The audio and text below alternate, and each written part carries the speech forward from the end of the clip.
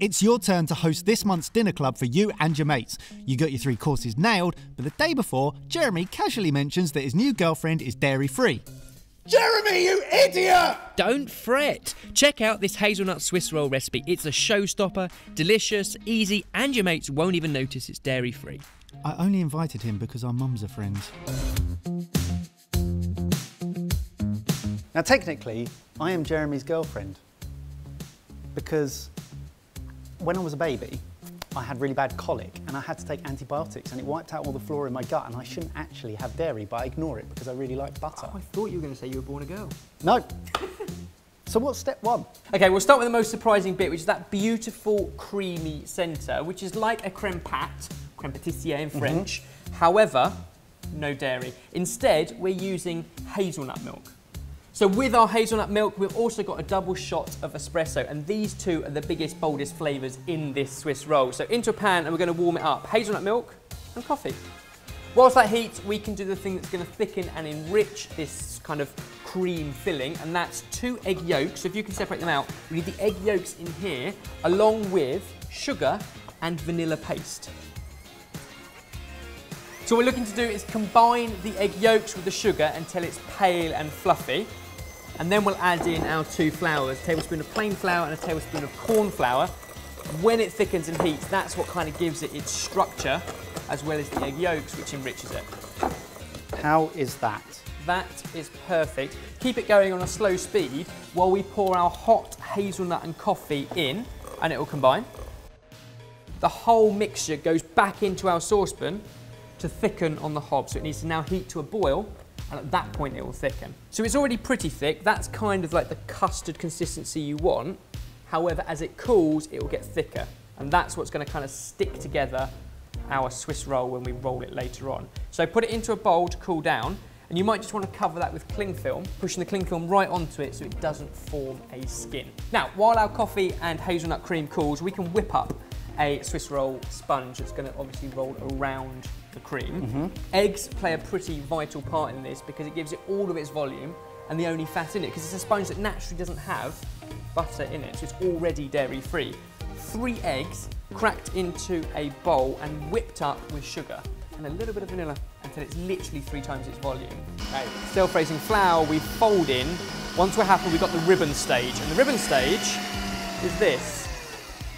Switch the machine off, and you should be able to take the whisk and draw a ribbon in the top of the mixture, and if it holds that ribbon in a figure of 8, then you know you've got enough volume and enough consistency here to fold in your flour.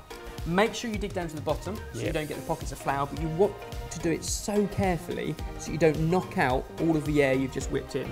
Because the air and the self-raising flour are the 2 things that give this sponge its volume.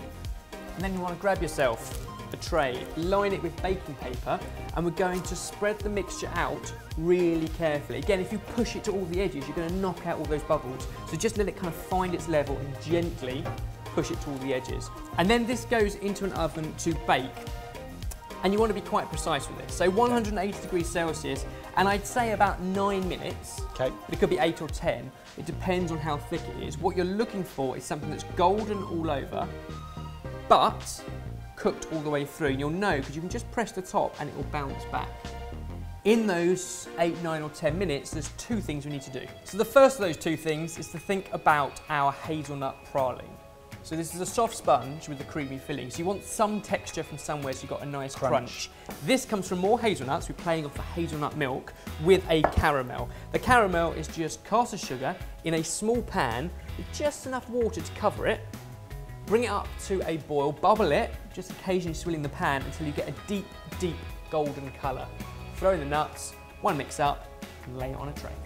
Really is a dinner party because you're doing origami napkins. No, all I'm doing is doing the second part we need to prep while our sponge is in the oven, and that's to get a tea towel, dampen it, wring it out as much as possible, and lay it flat on a work surface, so it's moist, but it's not wet. We're going to place a piece of greaseproof paper over the top, and we're going to sprinkle that with sugar. But occasionally that can stick, and it has stuck to me before, so I'm going super safe and just doing it like this. A handful of caster sugar, and you know a great Swiss roll has always got that sugar on the outside. Yeah. That's what this is. But I reckon that's Good. You can start to just see the smoke coming off it as we swill it. You see that? Yep. I'm going to hold off for another 5 seconds because I always end up a little bit too early. Going dark. Oh, mate, look. Nearly. Nuts go in. One last swill, then you can put the spoon in. Oh, he's put a spoon. You're allowed to Give do that it a now. stir.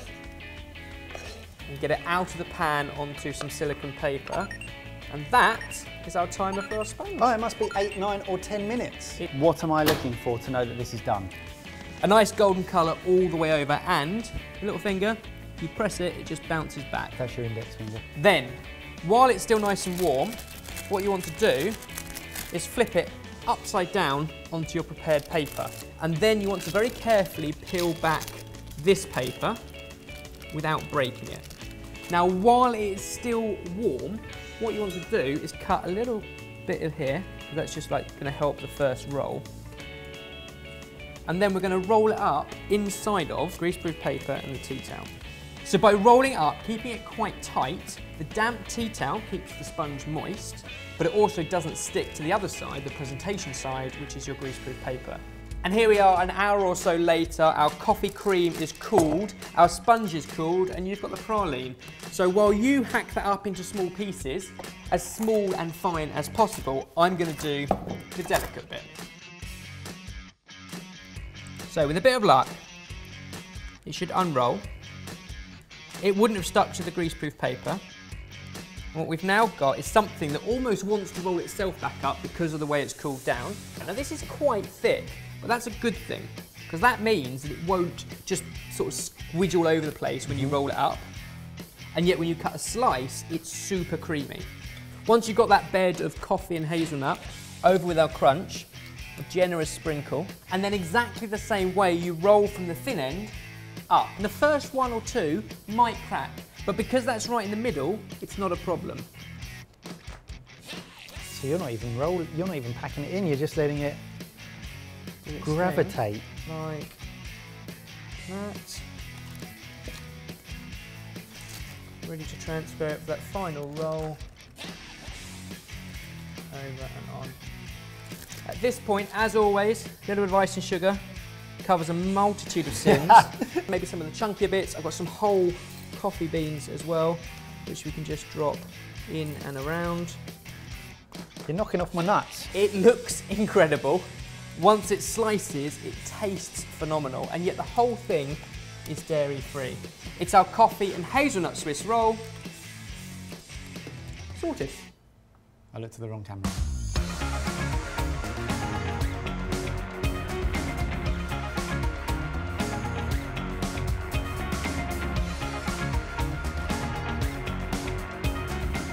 Well, here we go.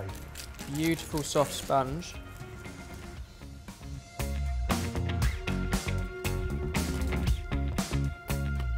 It is actually really good. Your nut crunch gives it the texture you want. It's soft, it's light, it's vanilla-y. And then you get that coffee kick from the middle. Jez's girlfriend is going to love it. We literally don't know who Jeremy is. There will be somebody out there called Jeremy who will have a dairy-free seeking girlfriend. And if she would like the recipe for this, she can find it down below.